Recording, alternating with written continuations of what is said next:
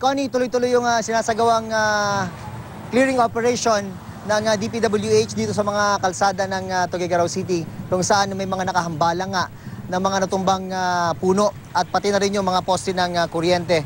At bukod dyan ay nagkakasanga-sanga na rin, Connie, yung mga problema dito sa Cagayan dahil nga sa mga iniwang epekto nitong Super Typhoon Lawin.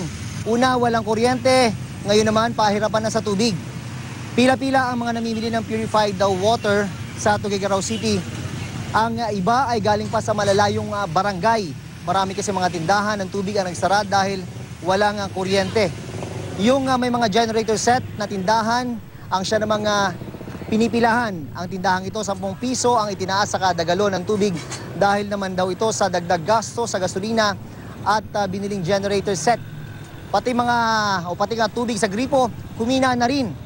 Paliwanag ng Metropolitan Tuguegarao Water District, maraming metro ang nagkatagas at nasira rin ang linya ng kanilang isang generator set makaraan ng bagyong Lawin kaya naapektuhan ang supply ng tubig. Ang kanilang mga pumping station ay generator set din ang nagpapatakbo kaya limitado rin ang operasyon. Pila-pila na rin ngayon sa mga tindahan at repair shop ng mga generator set dahil 2 araw na ngang walang kuryente sa buong probinsya. Bukod dyan, halos pinadapa rin ng bagyong Lawin ang sektor ng agrikultura. Ang tinatayang halaga ng pinsala sa mais at palay nasa 6.2 billion pesos. 3 na ang kumpirmadong nasawi dahil sa bagyo. Nasa 25,000 naman ang evacuees. Sa ngayon, sapat pa naman daw ang relief goods ng lokal na pamahalaan ng Cagayan. At yan ang latest mula rito sa Tuguegarao City. Balik sa iyo, Connie. June, sa nakikita natin ngayon na devastation dyan sa lugar ng Cagayan ay talagang mukhang matatagalan pa. Meron bang abiso na ang lokal na pamahalaan dyan kung more or less gaano katagal bago sila tuluyang makabangon mula dito sa nangyaring ito?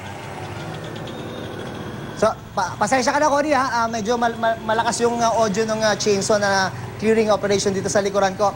Isa na lang, kumare. Yes, oo, June. Maaring matagalan pa dun sa nakikita natin na devastation dyan sa may Cagayan kung sila nga ay makakabangon pa. So, meron na bang abiso yung ating lokal na pamahalaan dyan, June? Kung more or less ay gaano katagal sila mag-aantay bago mag-normalize ang lahat dyan? Sorry, Connie, hindi ko naririnig talaga yung tanong mo. Masyadong malakas yung pasensya na. No problem, June, at maraming salamat sa iyong report na yan. June Veneracion po mula sa Cagayan.